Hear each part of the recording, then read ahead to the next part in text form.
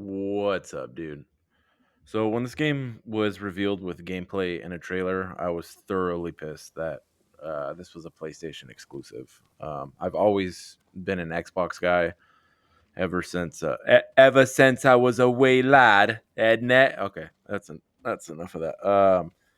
But yeah, I've always been an Xbox guy, and I'm not like some diehard Xbox guy. Like I wouldn't take a bullet or anything for it, but yeah, it's all about what you grew up with. But when I saw what this game was all about, I was so stoked to play this game.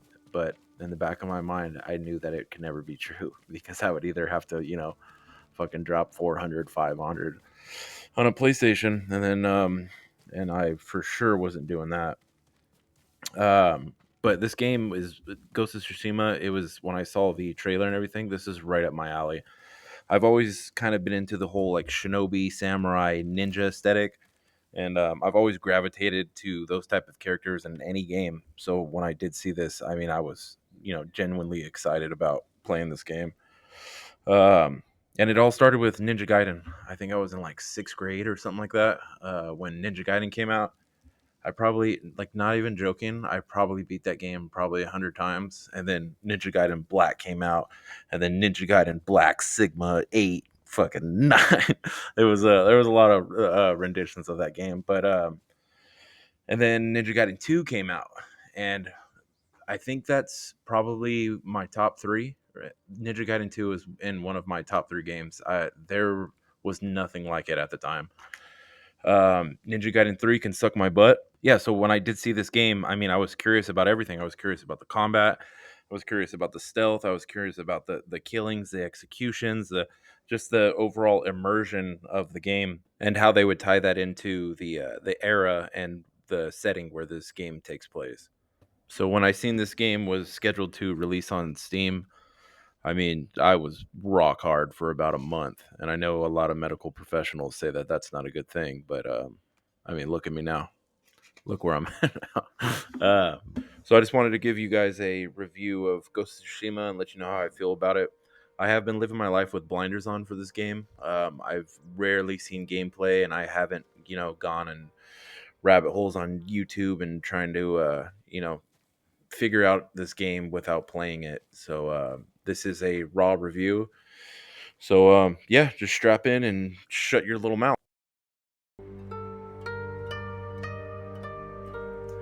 All right, check it out. I'm not exaggerating when I say this. This is one of the best looking games that I have ever played. And I've played Lord of the Rings Golem, so I think I know what I'm fucking talking about here. No, but all jokes aside, I mean, I've beaten this game and put in plenty of hours, and there are still times where I'm doing a mission or I'm riding around on my horse and I have to stop what I'm doing and just admire my surroundings. This game is a beautiful game. From the rice fields to the cherry blossoms, the sunsets, even the thunderstorms, everything looks so good in this game. And it's all immersive. It's not like you just have random colors everywhere. The way that they were able to put this world together is, I mean, it still blows my mind when I play this game. Watching every single blade of grass move when wind sweeps over a whole field, it's insane.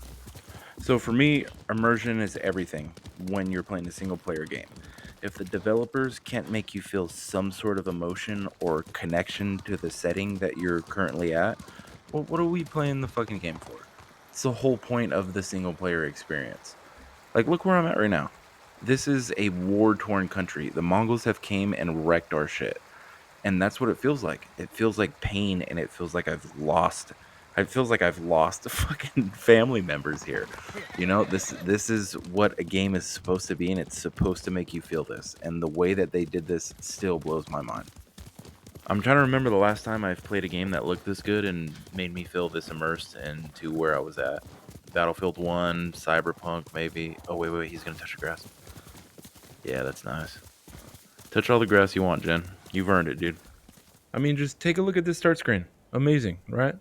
There's never a transition or an action or a screen that takes you out of the game of being just some sick ass samurai back to being a fat idiot that you know you are. So if you're just some fucking psycho who doesn't like anything else about this game or any other aspect that they try to put in here, Just the environment alone should get you to give this game a try.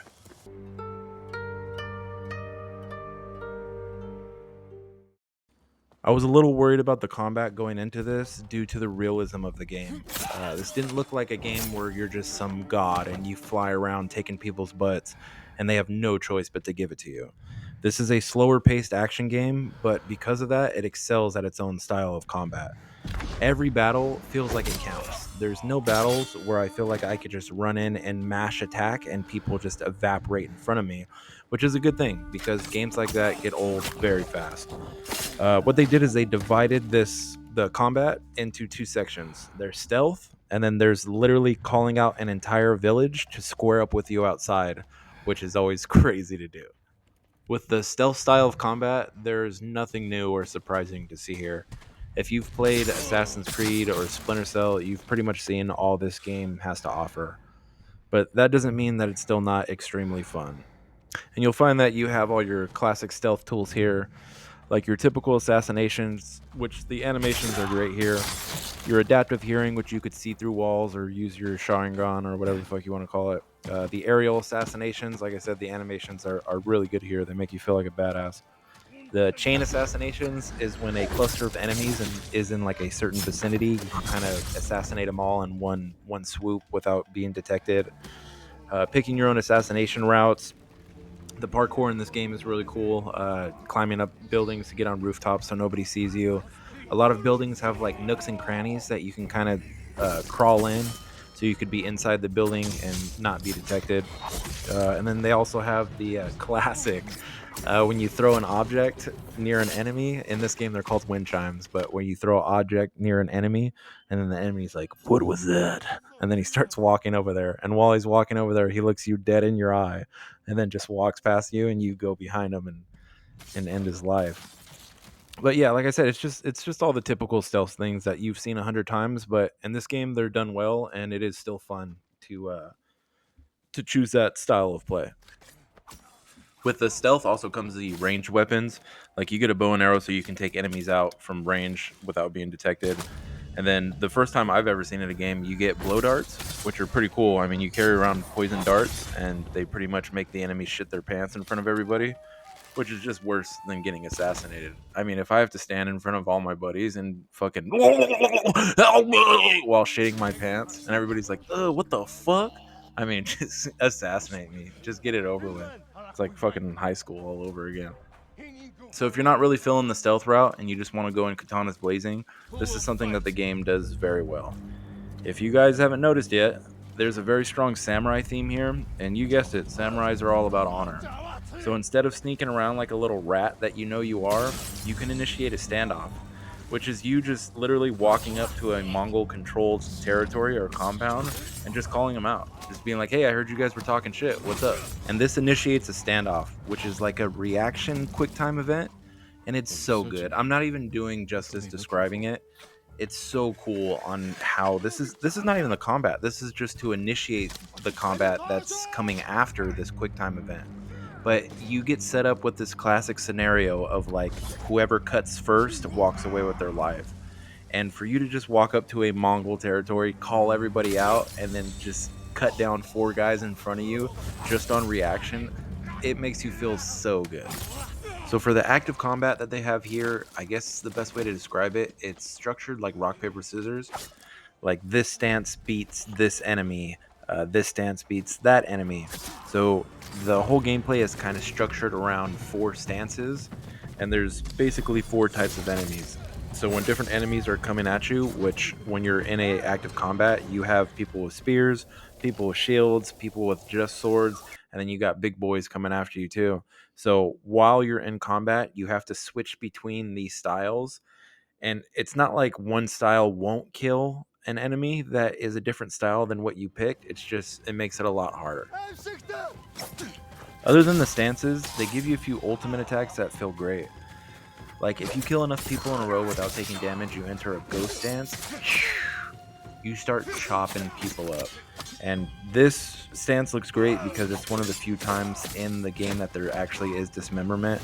I mean, it just seems like when I was playing this game, I was going to run out of content when it came to combat.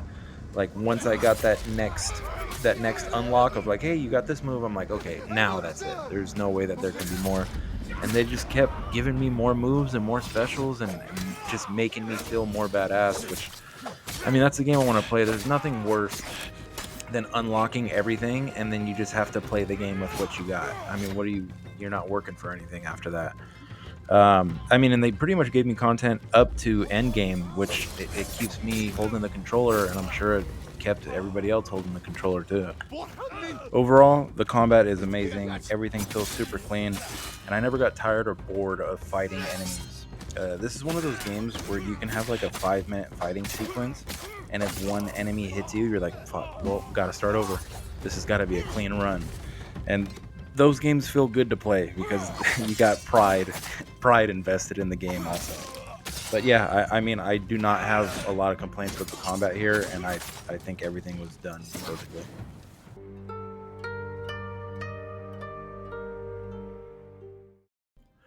So they have the typical progression system here, which is play the game, get experience points, and then you spend those experience points on different attacks and abilities.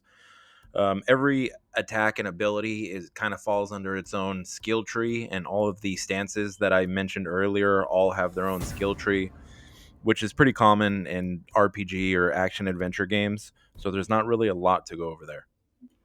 I do want to say that there's tons of shit to unlock here.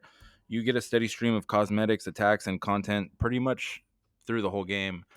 What I do like is that there's some cosmetics and armor and sword kits that are locked behind missions, and that these missions don't contribute to the main story. They're kind of their own separate entity, which is really cool because I mean some of these missions are badass. So you'll go and you'll have a boss battle and you'll take that dude's armor or a sword kit or and so it's cool how they did incorporate that into the progression and unlocking the cosmetics that you want. There's a separate progression system here that I like a lot. They're like these little activities scattered throughout the world, and completing them gives you weapon charms or increases your max health. It really is a breath of fresh air when you're just exploring and you pull up on one of these because it's like, oh shit, nice. These activities include following a fox to a shrine, bamboo cutting post, writing haikus, and taking a bath, I guess. But I mean, they're all great, and all of this plays in to how much content this game is offering and how long it just keeps you playing and hooked on this game.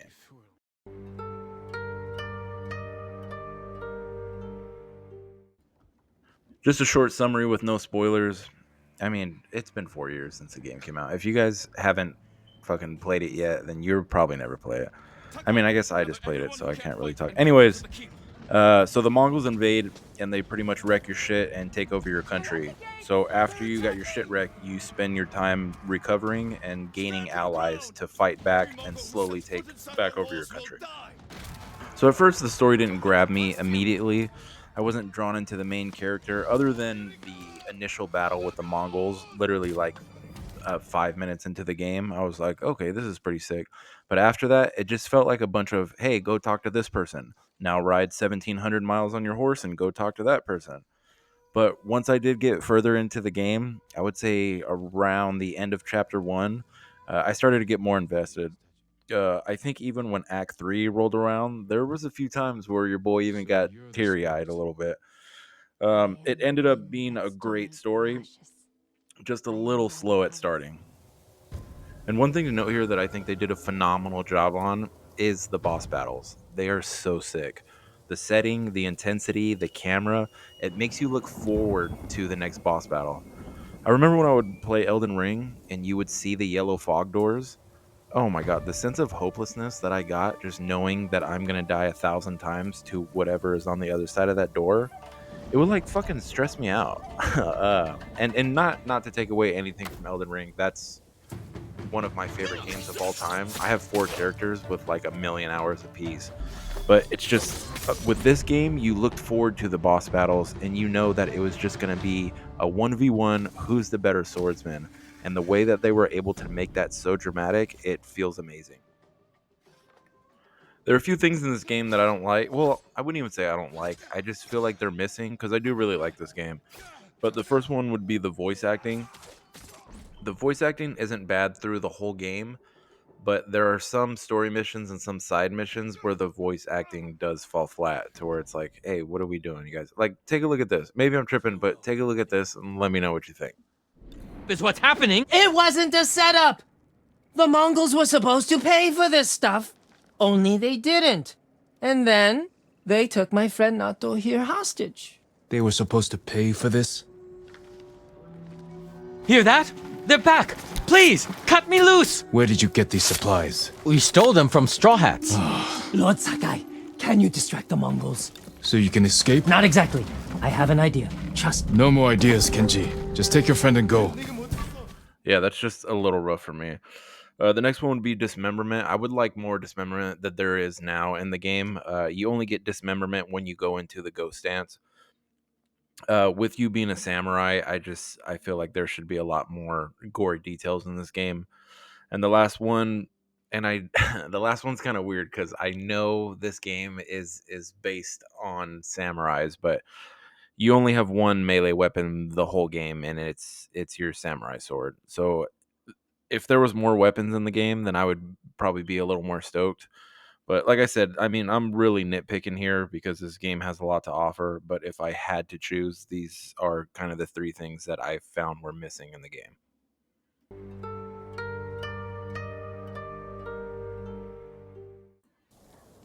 For the final rating on Ghost of Tsushima, I'm going to give this an 8.9 out of 10. Highly recommend picking this one up and giving it a try. I enjoyed my time on this game from start to finish.